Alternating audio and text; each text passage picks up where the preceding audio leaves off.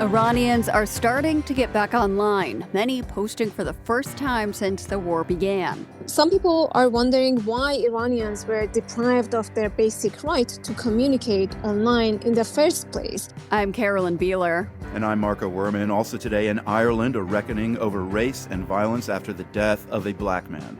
What was his name? Yves Sakila. What was his name? Yves Sakila.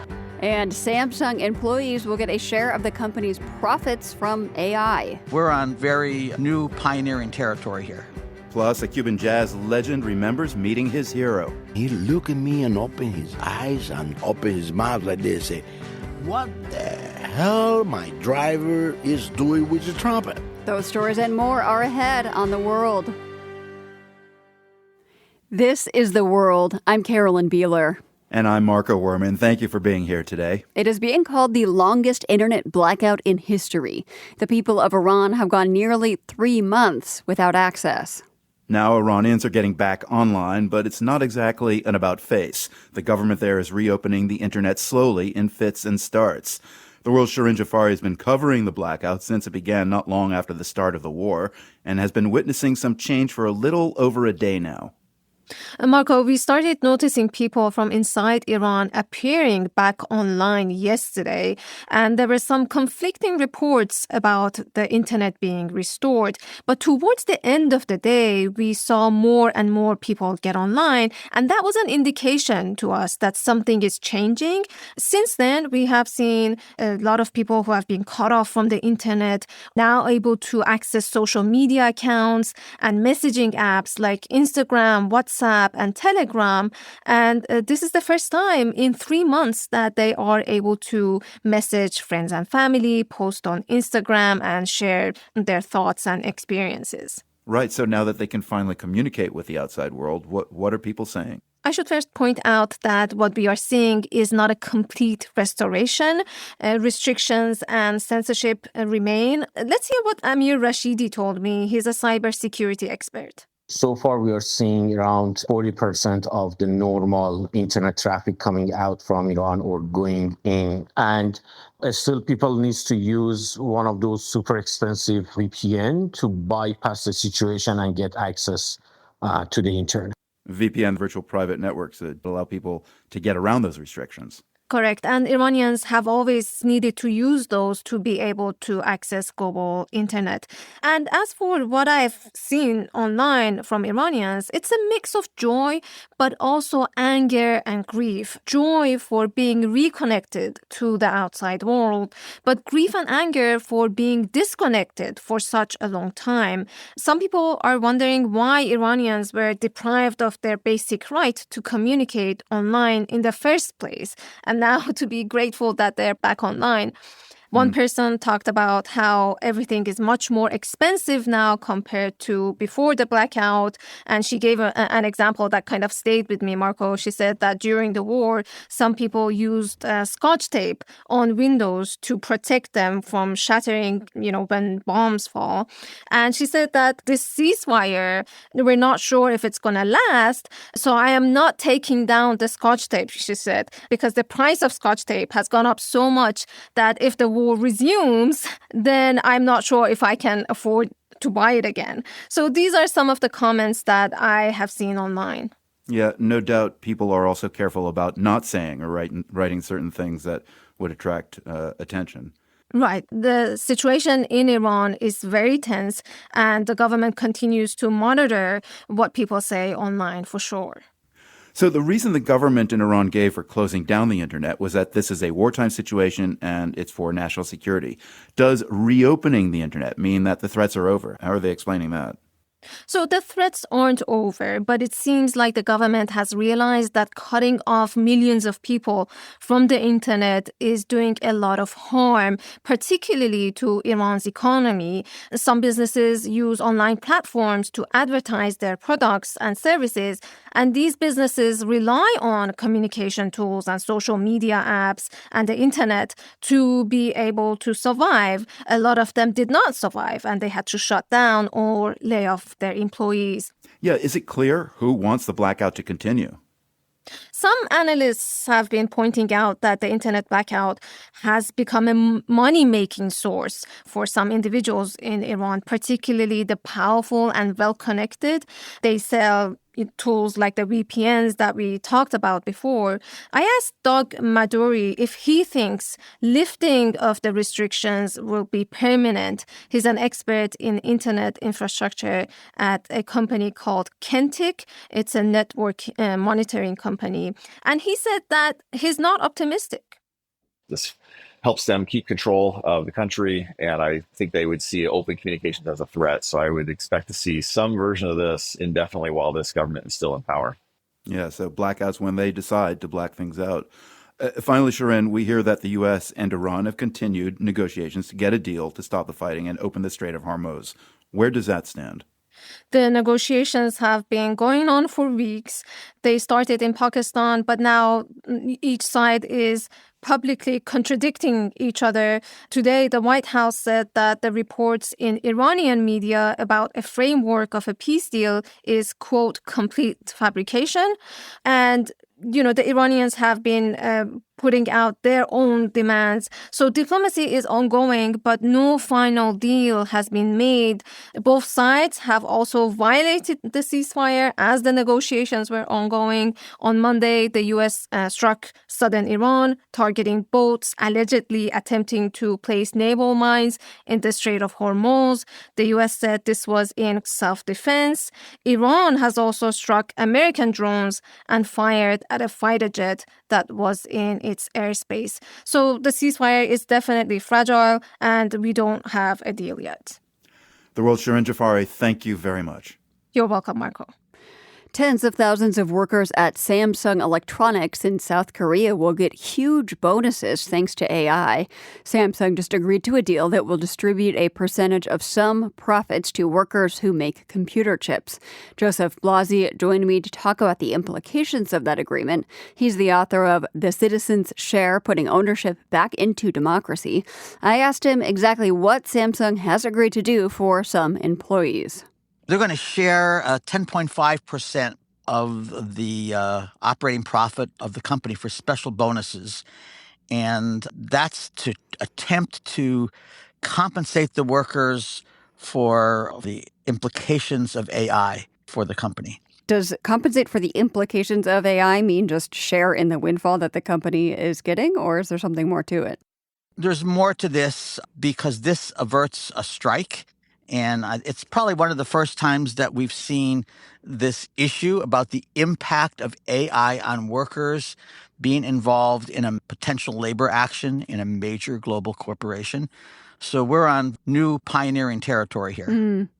So is this partly because of AI eventually probably impacting a lot of workers? Or is it just that workers say, hey, you're making a lot of money off of the things we're making. We deserve to get some of that? I think it's both, because if we look at other tech companies around the world, they're announcing huge cutbacks and layoffs on one hand, and other groups of tech companies like ChatGPT and such, they're announcing huge investments where we still haven't seen the impact, but it's predicted that the impact will be enormous increase in profits for shareholders and investors. So the question here, Samsung is raising, what about the workers? And this is going to be a lot of money. I see that Bloomberg has calculated that Samsung's chip workers specifically will stand to get about $340,000 bonuses on average. That's a lot of money. And you're saying this is new. This is very new. I mean, if you look around the world, the big profit sharers have been the U.S. auto companies, and that profit sharing bonuses are smaller compared to this. And then, Delta is now like the leading profit sharing global corporation in the world.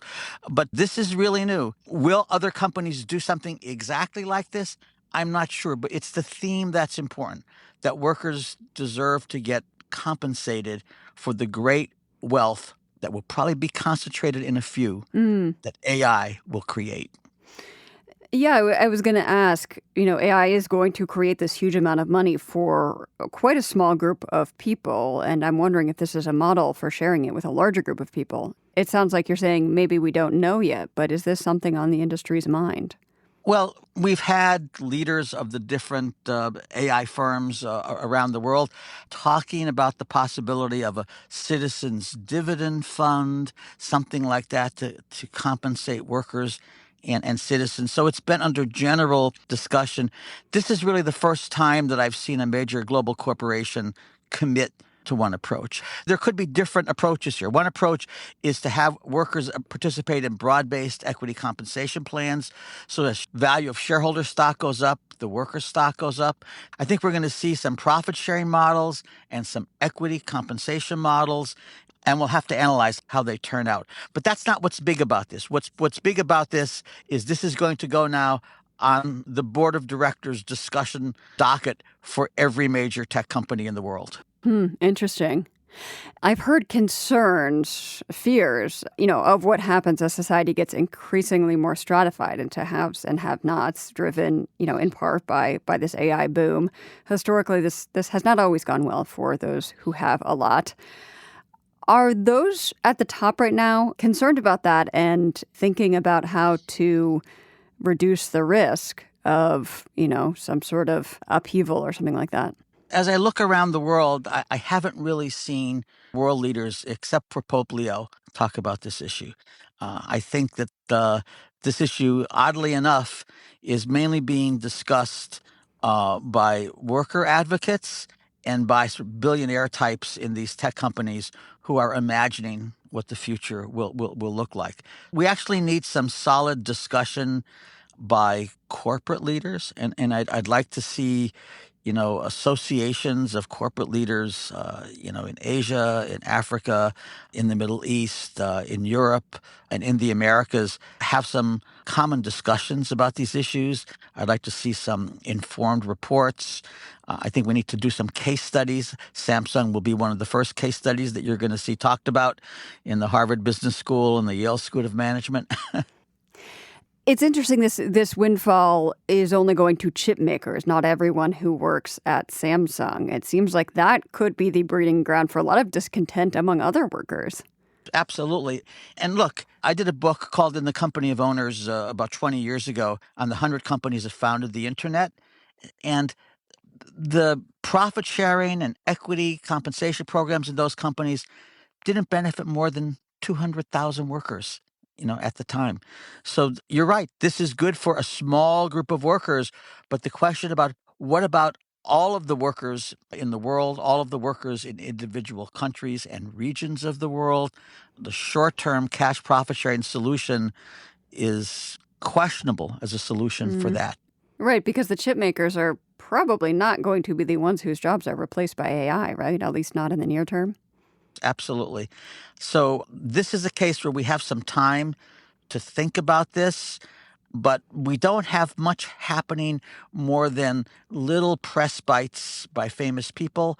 We need big discussions by thoughtful groups.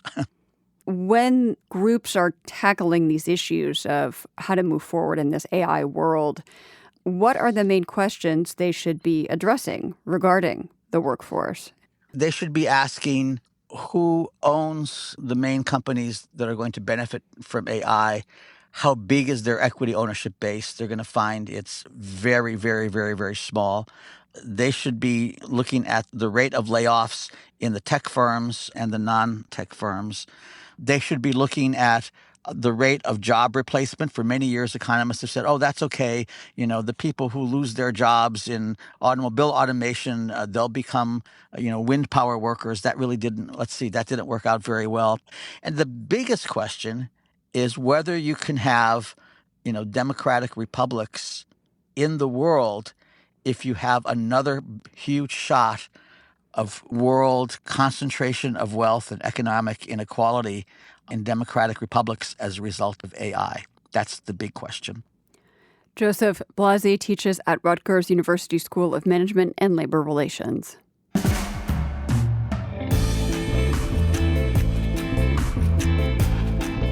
You are listening to The World.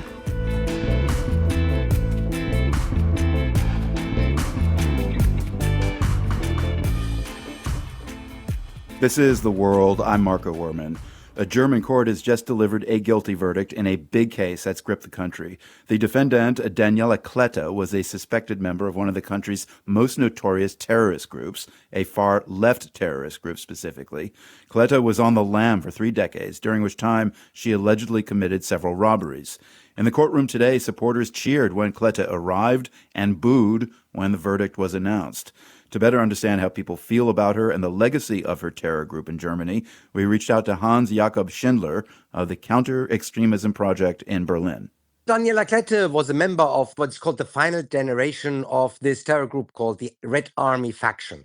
What is really important to understand is that that was a terror network between the 60s to the end of the 90s. And the Red Army faction was in part something that we talk about today when we talk about Russian hybrid warfare. It was something similar to that. The attacks that she was allegedly involved in are 1990, 1991, 1993. So just after the end of the German unification. And in 1998, the Red Army faction officially, with a letter, dissolved itself. So she's really at the tail end of that. And since that time, she was just an ordinary criminal. As a wanted terrorist, of course, you can't have a job or open a bank account. So she and 2 of her compatriots decided that they are going to essentially do a string of robberies of a supermarket, of a money transporter, to finance their lifestyle as former terrorists in Germany. So you live in Berlin, Hans. I understand that expressions of how people feel about Daniela Klette and her court case are visible pretty much wherever you go in the city today. What have you been seeing? Yeah, I mean, as soon as she was arrested, all of a sudden people remembered that she existed. And then there were demonstrations calling for her release. I live in the middle of Berlin and not the part where there's a particular strong left-wing extremist milieu, but even outside my window from my living room, there was for several months a spray-painted Free Daniela Klette. So, and she's more of a symbol than actually a key player in that scene, who has by itself become more violent over the last couple of years. I mean, it feels a lot like the stories of left-wing actors in the U.S., like the Weather Underground, who get picked up years after their militant activities, and the public kind of gets swept up in their old symbolism.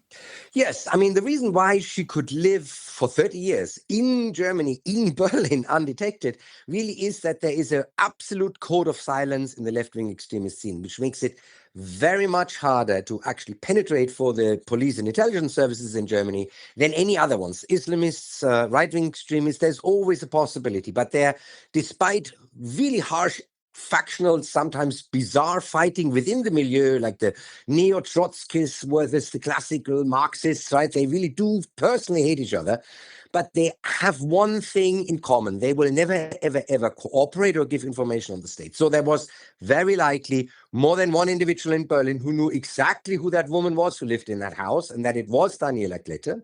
I'm speaking with Hans Jakob Schindler of the Counter-Extremism Project in Berlin about the guilty verdict for the final member of the German left-wing terror group, the Red Army faction. So today, Klette is treated like a hero by some people, but the Red Army faction, let's remember, was pretty violent. What sorts of attacks did the group orchestrate? So the Red Army faction's basic idea was to bring down the capitalist, in their interpretation, fascist system of West Germany. They did have a little bit of a point because, of course, the West German government, economic and legal system was not completely denazified. So the Allies, after the end of the Second World War, understood that they have to have some administrators that used to work for the National Socialists continue to work for the functioning of the state. So they had a point that this was still in the early 60s a government, economic, and legal system that was penetrated by a lot of quite prominent Nazis.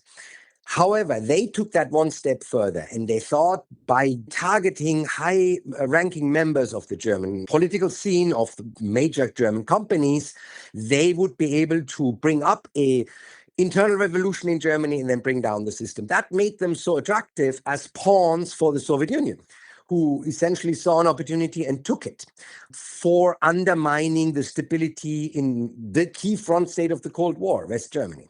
Yeah, which is interesting because the support Daniel Ekleta experienced in the courtroom today suggests that history views this group and its actions in a more favorable light. Yeah, I mean, this is unfortunately still the case that left-wing extremism is not, in the public perception, seen as reprehensible as right-wing extremism, which is seen as reprehensible for very good historical reasons in Germany. Left-wing extremism is still seen, although it does the same thing, still seem somewhat acceptable to some parts of society. And there seems to be a bit more tolerant. I don't think any court would have accepted any kind of expressions of support if this would have been a right-wing extremist terrorist in front of the court, but they accepted it in the case of Daniel Ekleta. As you said, Hans, Ekleta was part of the final generation of the Red Army faction. It's effectively in the dustbin today, but German intelligence service says the threat level from far-left extremist groups is high right now. What sort of threats and attacks are they seeing?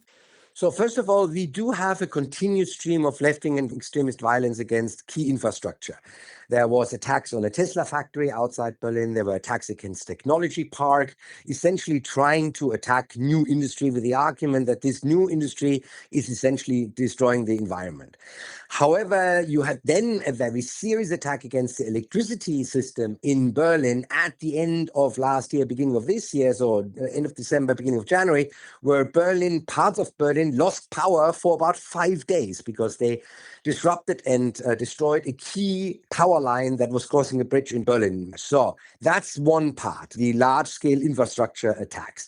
The other part, of course, is what I already described, the beginning and more systematic attacking of violence against individuals, be it right-wing extremists or be it representatives of the state, i.e. policemen. Would you call this left-wing fascism, or is it more kind of like what Extinction Rebellion is doing, nonviolent, international, decentralized civil disobedience? There's nothing non-violent in the violence of left-wing extremists. So blowing up the power supply line for a significant part of Berlin is anything but non-violent. Trying to, and nearly succeeding, to murder right-wing extremists is attempted murder. So it actually is quite violent. This is not your normal people being concerned about the environment or the future of the country. These are violent elements. There are not as many, luckily, as there are right-wing, violence-oriented right-wing extremists or violence-oriented Islamists in Germany. But those who are violence-oriented are no less dangerous than the others. Hans, what interests you most about this case of Daniel Ekleta and her sentence? I mean, from my perspective, it's really important for the German system to show that you cannot, whatever your reasons are, commit crimes in Germany. And even if it takes a long time, the system will eventually get you. It highlights one more time the fact that left-wing extremism has violent aspects. But as far as Daniel Ekleta is concerned, she's just an old criminal. That's all she is. That's all she ever was. Hans Jakob Schindler is the senior director of the Counter-Extremism Project in Berlin.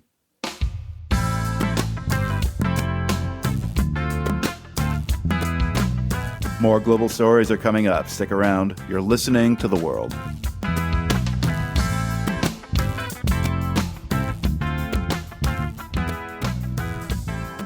This is The World. I'm Carolyn Beeler. It's being called Ireland's George Floyd moment over the death of a man detained by security guards, a death captured on video. Yves Sakila came to Ireland from the Democratic Republic of Congo, and what people saw in that video has raised questions about both race and the treatment of migrants in Ireland. The World's Europe correspondent Orla Berry has our story. It begins with sound from that video. Stay down! Stay down! In a 5-minute video taken by a passerby, security guards can be seen pinning Yves Sakila to the ground on a busy shopping street in Dublin. Sakila cries out a number of times. 2 of the men in dark suits push his face to the ground, and one appears to kneel on Sakila's head or neck for a few seconds.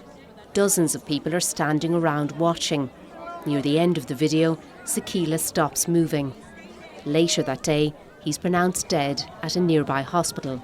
The incident has sparked outrage and protests. What was his name? Yves Sakila. What was his name? Yves Sakila. What was his name? Late last week, Hundreds gathered outside the Irish Parliament building in Dublin, with speakers including Susie Tanzia of Congolese Community Ireland. What scares many of us most is that we keep thinking this could have been any of our children, any of our brothers, any of our loved ones. Yves Sakila was born in the DRC but grew up in Dublin and Galway. David Kaliba, who was at the protest, says he knew Sakila. Yves was a shy person, was kind, and he studied IT. And then he ended up being with friends and then started struggling. You know what happened in life. A lawyer for Sakila's family said Yves had been homeless and had issues with drug addiction. But Abun Joseph, Ireland's Special Rapporteur on Racial Equality, says none of that is relevant to how he died. Honestly, if we killed everybody who was shoplifting, Ireland would be empty. I've never shoplifted, but there are so many people who do it. So we're not saying it's right, but we're saying that there is a course of law. Joseph was at those demonstrations outside the Parliament building too. You know, people were grieving because I think etched in our memory, etched in our minds was the footage that we saw. The picture of how he died just comes back into people's minds, you know. Like it was traumatic, like totally traumatizing for me. Unlike George Floyd, Sakila was restrained by store security guards, not police officers. But Joseph says the fact the whole incident was caught on camera in front of a crowd felt eerily familiar. There were people around. Nobody said stop. Are we so desensitized that, you know, we can actually watch like human beings' life, you know, being taken and we can't say anything? Where is our humanity? What's happening?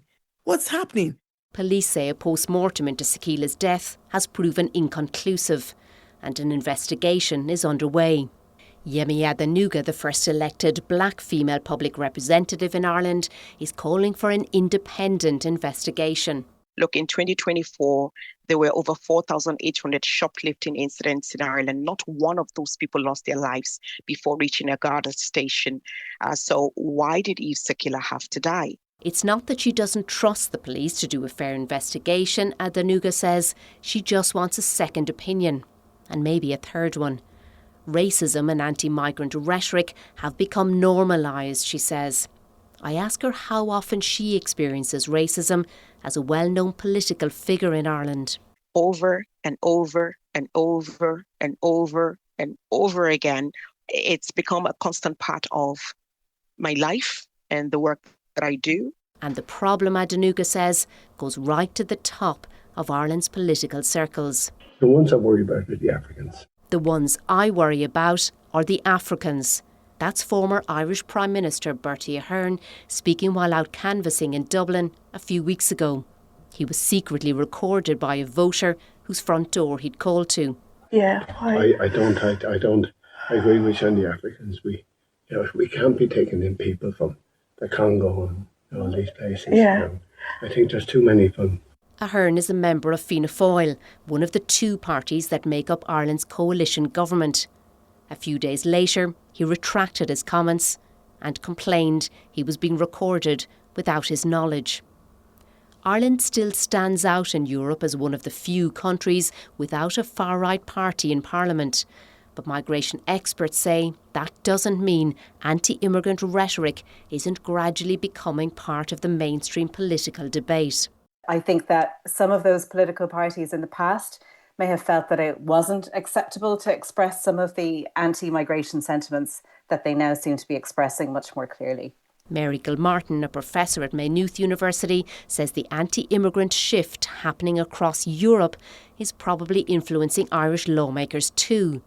And like elsewhere, she says, some politicians see this rhetoric as a way to win votes. But Irish voters don't necessarily share those views. In a special parliamentary election in Dublin last weekend, voters overwhelmingly rejected those candidates who campaigned mainly on anti-immigrant issues. The person who was elected is very strongly pro-integration and pro-migrant in his local community. Local councillor Yemi Adenuga tells me despite all the racism she has faced, she has no intention of stepping down from her political role. I'm a Black Irish woman. I love this country. I have served this country. I have raised my children in this country. And I want this country to succeed in every way, shape, and form. And I will continue to do whatever it takes to make this country succeed. And that includes seeking justice for Yves Sakila and his family, she says, so that his death is not completely in vain. For The World, I'm Orla Barry.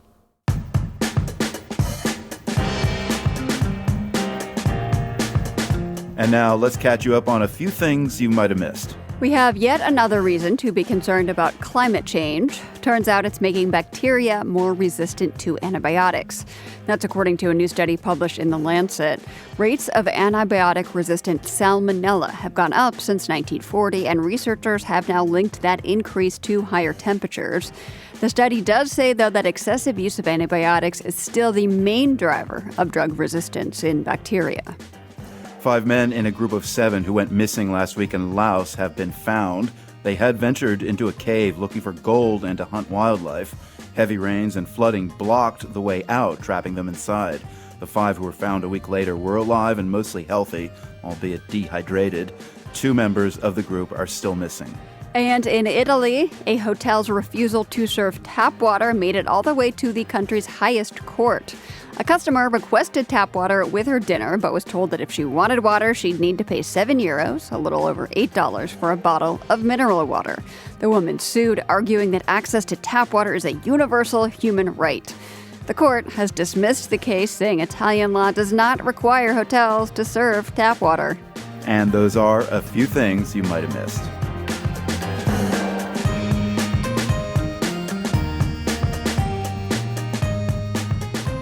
Two years ago, one of Spain's richest men fell off a mountain and died. At the time, police called it an accident. Now, they've changed their minds. Isaac Andic, the founder and owner of the clothing store empire Mango, had been out hiking with his son that fateful day. That son, Jonathan Andic, has been charged for his father's death. He says he's innocent. The World's Jerry Haddon reports from the Spanish town of Cobato. 71-year-old Isaac Andic fell from a trail high up on this rugged mountain called Montserrat. At the trailhead on a recent weekday, there's no one around except for a woman walking her little dog.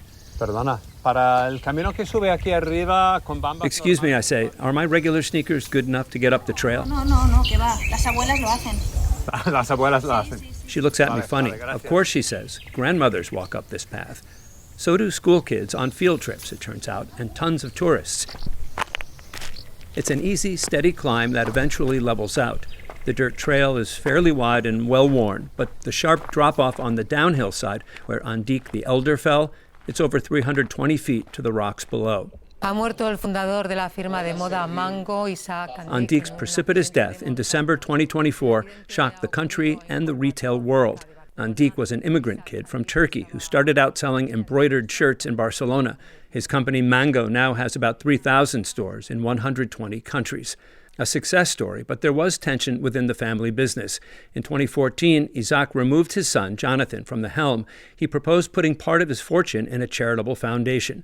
Jonathan was allegedly unhappy with that, but in 2024, son told dad he wanted to mend fences. He suggested a hike, the hike. And then Isaac fell to his death. The exact spot up here is off limits as police investigate. Bueno, pues que parece una novela de Agatha Christie. It's like an Agatha Christie mystery, says that woman with her dog. She's caught up with me on the path. Her name is Nuria Costa. Her little dog, Sparks. They live in the nearby village of Coibato. Costa tells me everyone there is glued to the case. Yo lo resumiría con un refrán que es cría cuervos y te sacarán los ojos. I'd sum it up with the old Spanish adage, she tells me. If you raise crows, they'll peck your eyes out. Not that the son's been found guilty yet, she adds. And indeed, he denies the charges. It appears there's no hard proof, Costa says, but there is a lot of circumstantial evidence. He said he didn't see his father fall, then that he saw his father slip. Police say Isaac's injuries are not consistent with an accidental fall. They say a deep footprint on the trail indicates a struggle. Last week, they arrested Jonathan. The press swarmed around the police car as he was taken away. Andic's legal team has been quick to call the police's theory weak, the evidence flimsy. Their goal, to avoid, at all costs, a jury by trial. Those don't tend to go well for wealthy children accused of murdering their parents. Eric Galen Menendez, you are charged in count 1 with a violation of Penal Code Section 1. In the U.S., there was the infamous 1985 trial of brothers Eric and Lyle Menendez, found guilty for murdering their parents. They're serving life sentences. The Menendez case is at times referenced here in Europe. Spain has seen at least 3 similar trials in recent years. Juries have convicted the kid each time. For now, Jonathan Andique is free. His family, including his 2 sisters, posted his bail at over $1 million. They maintain the brother is innocent. A judge will soon decide whether to move forward to trial.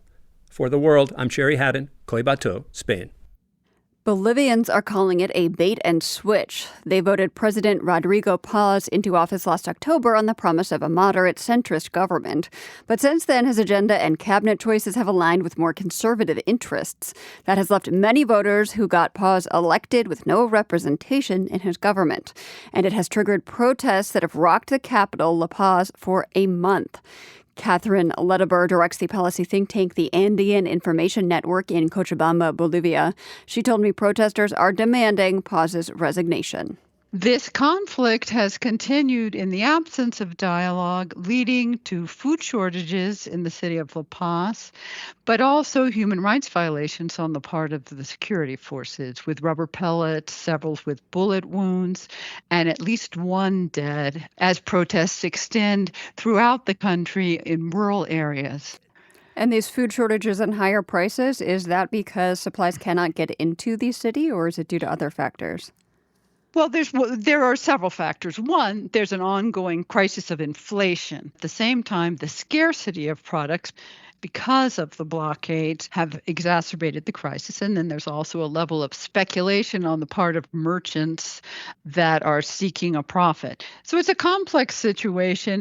But the problem is that we haven't seen, at least until today, meaningful attempts of dialogues, and the conflict has become more and more acute.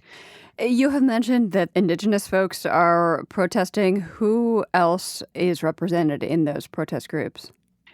Bolivia's largest labor union, the Central Obrero Boliviano, which is demanding a wage increase. Transportation sectors are worried about the high price of fuel, long lines and scarcity of gasoline and diesel, and months of contaminated gasoline, which has ruined many of the engines of cars throughout the country. A lot of complaints, it sounds like, from people, a lot of things driving them out into the streets. I want to rewind a bit and get back to what Rodrigo Paz stood for when he was running for president, what people who voted for him wanted, and now what they're saying about how he is governing now. Can you describe the gulf between his promises and what he's delivered? I think the gulf is enormous and it's increasing. The Bolivian elections excluded parties affiliated with former President Evo Morales, and the other parties on the left did not make it into the second round of voting. At that point in time, the 2 candidates were Jorge Tutu Quiroga, who had been the former vice president of former dictator Hugo Banzer, a member of the far right, and the other option was Rodrigo Paz Pereira. He has a conservative background. He has been a representative in many right-wing parties, but had a more moderate discourse than Quiroga. And at a point in time where grassroots voters felt that they would not be represented in this second round, his vice presidential candidate, Edmund Lara, a former police officer and a populist with a strong following on TikTok, obtained a great amount of Paz's vote from these same grassroots that are protesting now. But there are extreme differences between Paz and Lara, ideological differences, policy differences, and after the elections, Paz allied with another right-wing sector and named a cabinet that is largely white upper class or upper middle class. Only 2 women are represented, and there are no indigenous or grassroots members in Congress. And this is a dramatic change from most of 2 decades in Bolivian politics. So, we have frustration on all sides in this conflict that doesn't seem to be coming anywhere close to resolution. So just to make sure I'm understanding you here, voters voted for Rodrigo Paz, it sounds like, on the strength of his VP candidate, who was more of a lefty, and then kind of sidelined him and sidelined his power and pushed through a more centrist cabinet and more centrist policies. That's accurate. So you have a Congress now that has a 2/3 majority of right-wing representatives, but there's no general representation or inclusion of the majority of the Bolivian population that are workers, subsistence farmers, indigenous, and grassroots. You said this shows no signs of getting resolved. What does happen next? Where does this go? Well, signs are pointing to the declaration by supreme decree of Paz of a state of emergency or martial law. I think that there's a miscalculation on the part of the Bolivian right and the sectors that push for this, that this will end the conflict. At the same time, this threat infuriates protesters more. And I don't foresee that this will limit the conflict or cause the protesters to retreat. It will only lead to the loss of life and greater polarization. Catherine Ledebur is the director of the Andean Information Network. We reached her in Cochabamba, Bolivia.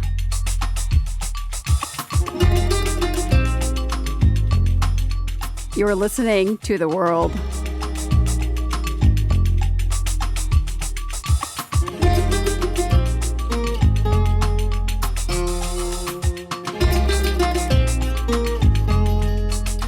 The World is produced by GBH and PRX, broadcasting weekdays from the Nan and Bill Harris studio in Boston and from the Department of Communication at UC San Diego. Find us online anytime at theworld.org. I'm Carolyn Beeler. And I'm Marco Werman. We'll see you right back here tomorrow. The World is supported by the Carnegie Corporation of New York, working to reduce political polarization through philanthropic support for education, democracy, and peace. More information at carnegie.org. By the Lumina Foundation, committed to a fair, universal system for learning beyond high school that offers every American the chance for a better life. LuminaFoundation.org. By the PRX Ambassador Council, whose members include Deborah Loftus, Lisa Shores and Chris Stremlau, Roman Mars, and the Kelson Foundation. The World's theme music is composed by Ned Porter. The World is a co-production of GBH Boston and PRX. PRX.